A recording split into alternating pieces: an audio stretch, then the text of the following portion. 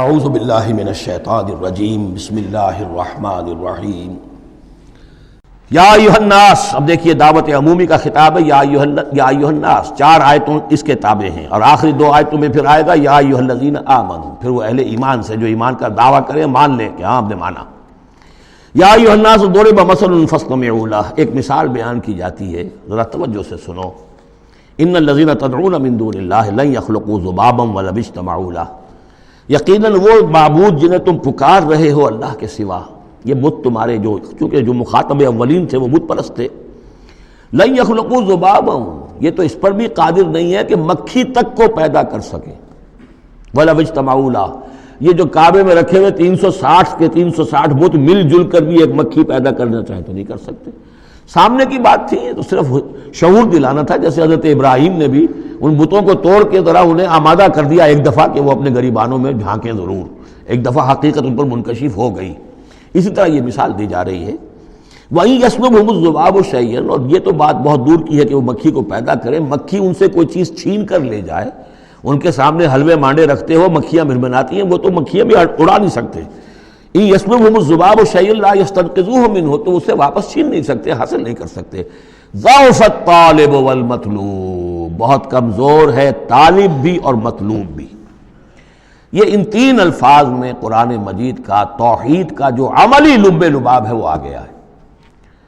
انسان جو ہے, جو بھی کسی بھی درجے میں باشعور انسان ہے, اس کا کوئی نہ کوئی آئیڈیل ہے, آدرش ہے, کوئی نصب العین ہے جس کے لیے وہ بھاگ دوڑ کرتا ہے, محنت کرتا ہے دن رات. تو ظاہر بات ہے کہ وہ آئیڈیل گھٹیا ہوگا تو انسان بھی گھٹیا ہوگا, آئیڈیل اونچا ہوگا تو انسان بھی اونچا ہوگا. یہ دونوں چیزیں جو ہے کورسپونڈنگ جائیں گی. اگر آپ کا مقصود ہی پست ہے تو ظاہر بات ہے آپ کی اپنی شخصیت بھی بڑی پست ڈیولپ ہوگی. مقصود اونچا ہو, بلند. لیکن فرمایا ان کا تو جو مطلوب ہے وہ بھی ضعیف, تو طالب تو اور بھی ضعیف ہوئے. جن کا مطلوب وہ بنے ہوئے ہیں کہ جو مکھی تک نہیں اڑا سکتے, تو طالبوں کا کیا حل ہوگا. قیاس کن سے گلستان من بہار مرا. لیکن یہ وہی مضمون ہے جو سورہ بقرہ میں آ چکا ہے. وَمِنَ النَّاسِ مَن يَتَّخِذُ مِن دُونِ اللَّهِ أَندَادًا يُحِبُّونَهُمْ كَحُبِّ اللَّهِ. لوگوں میں سے کچھ ایسے ہیں جو اللہ کے مد مقابل بنا کر کچھ اور چیزوں سے محبت شروع کر دیتے جیسے کہ اللہ سے محبت کرنی چاہیے تھی. اصل میں تو انسان کو بنایا گیا کہ لا محبوب الا اللہ, لا مقصود الا اللہ, لا مطلوب الا اللہ. مطلوب اللہ کے سوا کوئی نہ رہے, باقی ذرائع ہیں. زندہ رہنے کے لیے روٹی کھانی ہے, محنت کرنی ہے, ہل چلانا ہے, ذرائع ہے, مطلوب نہیں ہے. نہ کھیتی مطلوب ہے, نہ دکان مطلوب ہے, نہ پروفیشن مطلوب ہے, نہ ڈاکٹری, نہ انجینئرنگ, کوئی شے مطلوب نہیں. نہ دنیا مطلوب ہے, نہ اولاد مطلوب ہے. مطلوب صرف اللہ. یہ ہے توحید کا لب لباب. لا مطلوب الا اللہ, لا مقصود الا اللہ, لا محبوب الا اللہ. لیکن جو لوگ یہاں تک نہیں پہنچ سکتے, جیسے جس شخص کو بہت سخت بھوک لگی ہو, اگر اچھی چیز کھانے کو نہیں ملے گی تو برے میں بھی منہ مارے گا. اگر ان کا ذہن وہاں تک نہیں پہنچا, اگر ان کے ذہن کی پستی کا یہ عالم ہے کہ اللہ کی معرفت حاصل نہیں کر سکے, اللہ ان کا محبوب اور مطلوب و مقصود اصلی نہ بن سکا, تو کسی اور کو اللہ کی جگہ رکھ کر اور وہ پوجنا شروع کر دیتے ہیں. کوئی آئیڈیلی ہے, کوئی وطن ہے, کوئی قوم ہے, اور کچھ نہیں تو میرا اپنا نفس ہے, اپنے ہی حسن کا دیوانہ بنا پھرتا ہوں, اپنی ہی حریم ذات کے گرد طواف ہو رہا ہے. تو ضعف الطالب والمطلوب ما قدر اللہ حق قدرہ, یہ اللہ کی قدر نہ کر سکے, اللہ کا اندازہ نہ کر سکے, معرفت حاصل نہ کر سکے اللہ کی جیسے کہ اس کے معرفت کا حق تھا. اللہ کو پہچان لیتے تو کسی اور سے کاہے کو لو لگاتے. حسین ترین کو اگر دیکھ لیں گے تو کمتر کو کون پھر پوچھے گا. تو دیکھ نہیں پائے ہیں جلال خداوندی کا کوئی نقشہ ان کے سامنے, جلال و جمال و کمال خداوندی کی کوئی جھلک نہیں دیکھ پائے, لہذا وہ عاشق بنے پھر رہے دنیا کے عروس ہزار داماد کے. ما قدر اللہ حق قدرہ ان اللہ لقوی عزیز, یقینا اللہ تعالیٰ قوی ہے, توانا ہے, طاقت والا ہے اور زبردست ہے. اللہ یصطفی من الملائکۃ رسلا ومن الناس. 2 آیتوں میں تو بات آ گئی توحید اور شرک کی, اب ایک آیت میں رسالت. اللہ چن لیتا ہے فرشتوں میں سے بھی اپنے پیغامبر اور انسانوں میں سے بھی. ان اللہ سمیع بصیر, اللہ سمیع اور بصیر ہے. ادھر سے چن لیا جبرائیل کو اور اپنی وحی دے دی, ادھر سے چن لیا محمد کو صلی اللہ علیہ وسلم اور جبریل سے کہا کہ محمد کو پہنچا دو, تاکہ محمد اپنے ابنائے نو کو, انسانوں کو لوگ پہنچا دیں. تو یہ گویا کہ 2 لنکس ہیں, ایک فرشتہ رسول ملک, ایک رسول بشر جبرائیل اور محمد صلی اللہ علیہ وسلم. ان اللہ سمیع بصیر، اللہ تعالیٰ سب کچھ سننے والا اور دیکھنے والا ہے۔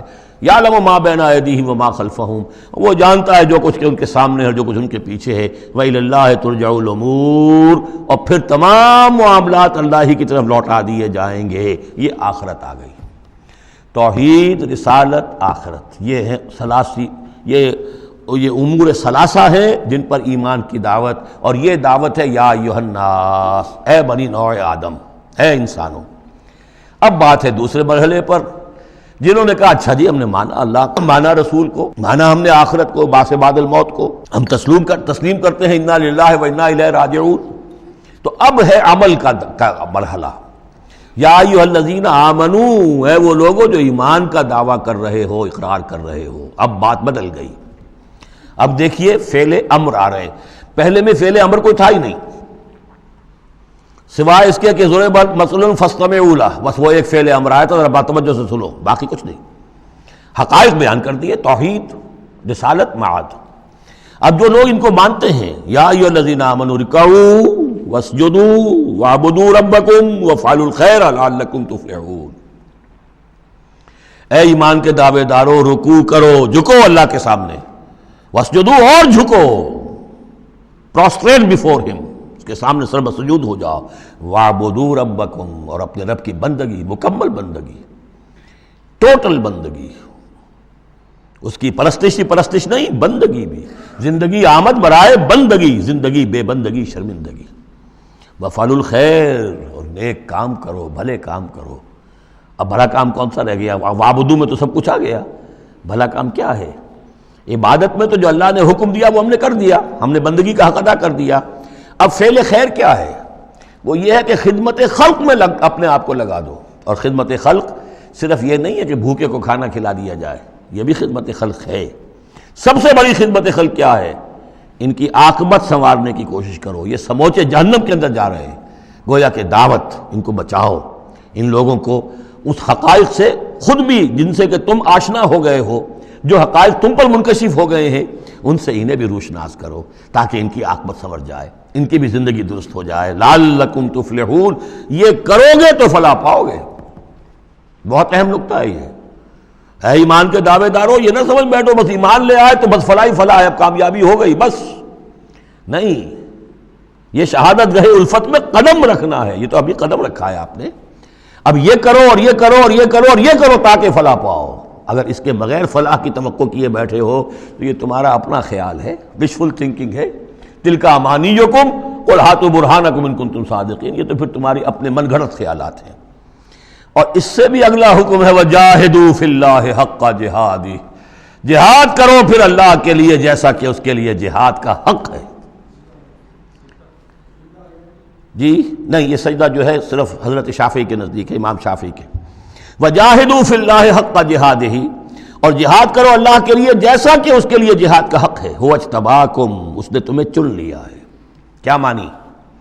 اب نبوت محمد پر ختم ہو رہی ہے صلی اللہ علیہ وسلم، اب آئندہ جبریل کسی کے پاس وحی نہیں لائیں گے کہ پھر وہ وحی پہنچائے لوگوں کو، اب یہ کام یہ کہ وہی جو جبریل وحی لائے اور جو محمد نے تمہیں پہنچا دی، اب تمہیں پہنچانی ہے پوری نوع انسانی کی تک۔ یہ ہے تیسری لنک، هو اجتباکم، اپنے نصیب پر فخر کرو، اللہ نے تمہیں چن لیا ہے، سلیکٹ کر لیا ہے۔